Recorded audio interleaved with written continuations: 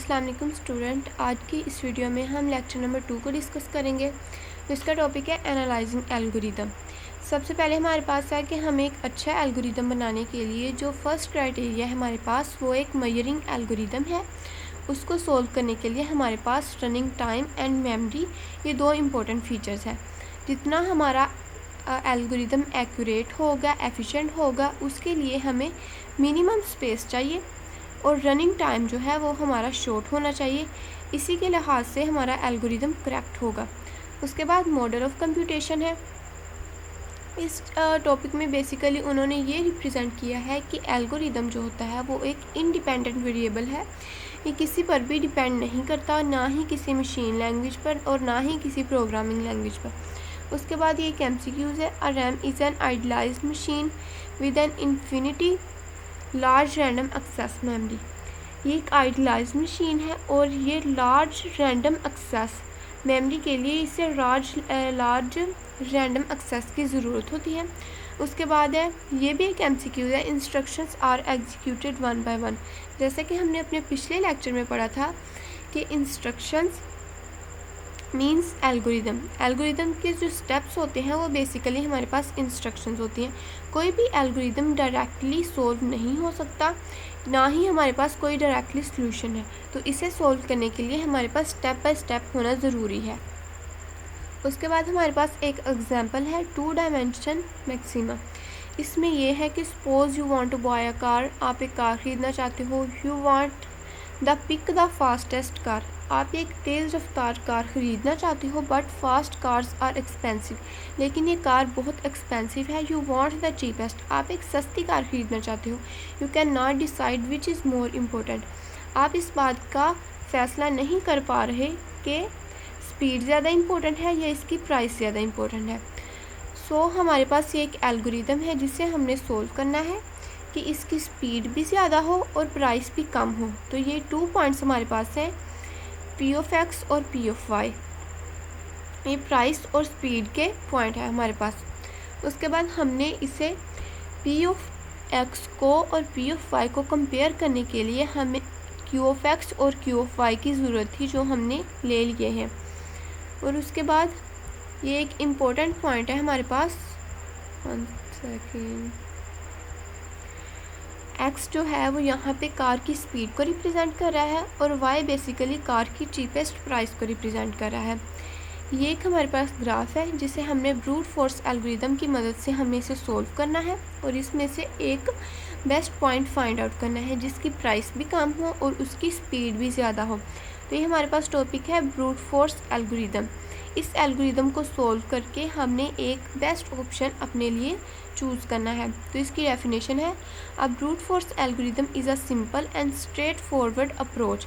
Brute force algorithm जो होती है वो एक सिंपल होती है और एक स्ट्रेट फॉरवर्ड अप्रोच है जिसे सोल्व करके हम हर पॉसिबल सॉल्यूशंस फाइंड आउट करेंगे जिससे हम एक बेस्ट ऑप्शंस फाइंड कर सकें। उसके बाद है हमारे पास एक एल्गोरिदम है, प्रोग्राम है छोटा सा जो इस ब्रूट फोर्स एल्गोरिदम को सोल्व कर रहा है। It could be written in pseudo code. ये बेसिकली जूडो कोड की तरह राइट किया हुआ है। सबसे पहले हमारे पास मैक्सिमा है। मैक्सिमा जो कि हमारे वेरिएबल का नाम है। उसके बाद इंट एन जो है वो हमारे पास नंबर ऑफ प्राइस है और नंबर ऑफ स्पीड्स है। पॉइंट है हमारे पास 1 से लेकर n तक, जैसा कि इस ग्राफ में है। बहुत सारे पॉइंट्स हैं, यहाँ से शुरू हो रहा है और यहाँ पे एंड हो रहा है। उसके बाद फॉर आई 1 to n, आई जो है वो 1 से लेकर n तक है जो कि हमारे नंबर ऑफ पॉइंट्स हैं। उसके बाद डू मैक्सिमा, अगर n में हमें हमारी वैल्यू फाइंड आउट हो जाती है तो ये मैक्सिमल ट्रू है। अगर फॉर, एक हम फॉर लूप अगेन लगाएंगे, ट्राई करेंगे जे अप्रोच टू 1 to n। जे है हमारे पास एक सेकंड पॉइंट है। ये बेसिकली हमारे पास है पी ऑफ एक्स। यहाँ पे मैं लिख देती हूँ, बेसिकली ये हमारे पास पी ऑफ एक्स है। पी ऑफ एक्स के पॉइंट्स है एक्स और वाई, और ये हमारे पास जे जो हम अप्रोच कर रहे हैं वो क्यू ऑफ एक्स और वाई को अप्रोच कर रहे हैं। तो हम एक और लूप लगाएंगे, if I not equals to J and P of I dot X less than equals to P of J dot X and P of I dot Y and P of J dot Y. अगर इनमें से हमारा कोई P of x में से और अगर P of x में से कोई मिल जाता है और पी ऑफ वाई में से कोई मिल जाता है तो हमारा मैक्सिमल फॉल्स होगा, क्योंकि ये दोनों ही अप्रोच हो रहे हैं। इसमें पी ऑफ आई भी है और पी ऑफ जे भी है। बेसिकली ये है तो एक्स ही, लेकिन दोनों में आई और जे है, तो हमारा मैक्सिमल ट्रू होगा। इस मैक्सिमल इज़ ट्रू, ये हमारा मैक्सिमल फॉल्स होगा। जैसे कि मैंने आप लोगों को पहले यहाँ पे बताया कि अगर आई में से हमारी वैल्यू फाइंड आउट हो जाती है तो मैक्सिमल ट्रू हो जाता है, और अगर जे में से भी हमारी वैल्यू फाइंड आउट नहीं होती अकेले जे में से तो मैक्सिमल फॉल्स हो जाता है और यहाँ पे ब्रेक लग जाती है। और अगर ये भी फोर के अंदर ही हो रहा है कि अगर मैक्सिमल ट्रू हो जाता है देन आउटपुट पी ऑफ आई, तो आउटपुट जो होती है वो पी ऑफ आई में से ही फाइंड आउट हो।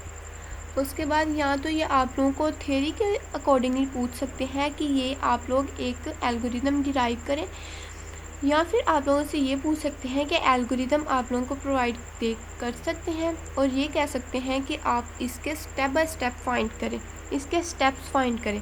बेसिकली एक तो ये होता है कि हमने जैसे पिछले लेक्चर में पढ़ा कि एल्गोरिदम हमें देते हैं और ये कहते हैं कि इनके स्टेप फाइंड करें, या फिर हमें एल्गोरिदम की थ्योरी बताते हैं और हमें step by step algorithm write करना होता है। तो यहाँ पे मैंने sum of two numbers algorithm step लिया है। जैसे कि हमारे पास एक प्रोग्राम आ जाता है like sum of two numbers algorithm step. Algorithm steps हमने फाइंड आउट करने हैं। हमारे पास एक एल्गोरिदम है जिसके हमने स्टेप्स फाइंड आउट करने हैं। हमारे पास स्टेप 1 है कि हमारे पास एक इनपुट ए है, हमने टू नंबर्स के सम फाइंड करना है। तो बेसिकली हमारे पास स्टेप 1 में इनपुट ए होगी, क्योंकि एक नंबर से तो सम फाइंड नहीं होता और ना ही सब्ट्रैक्शन फाइंड होता है। स्टेप 2 में हम सेकंड नंबर बी लेंगे और उसके बाद स्टेप 3 में हम सम लगा के सेंटर में प्लस लगा के इन सम को फाइंड करेंगे। स्टेप 4 में हमारे पास प्रिंट सम आ जाएगा।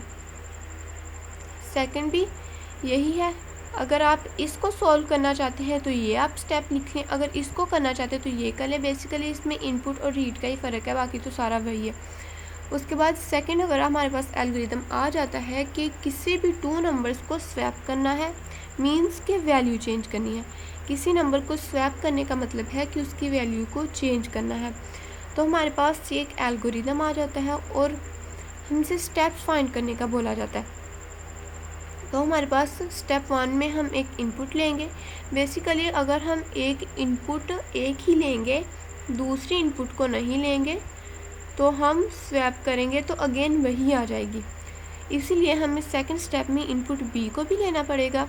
उसके बाद स्टेप 3 में हम इनपुट ए को टेम्परेरी फाइंड करेंगे, यानी कि हमें किसी भी हमारे पास ये परमिशन है कि हम ए को इस बात की इजाज़त दें कि वो अपनी वैल्यू असाइन कर सके किसी दूसरे को। स्टेप 4 में हम ए की वैल्यू को बी के साथ असाइन करेंगे, means A equals to B. जो बी की वैल्यू है वही ए की वैल्यू होगी और जो ए की वैल्यू है वही बी की वैल्यू होगी। इस स्टेप का मतलब ये है कि हम ए को इस बात की परमिशन देते हैं कि वो अपनी वैल्यू किसी भी पॉइंट को असाइन कर सकता है। उसके बाद स्टेप 5 में हमारे पास है बी ने अपनी वैल्यू किसी को असाइन कर दी, तो बी हमारे पास इनपुट क्या है, एक ये है और एक ये है।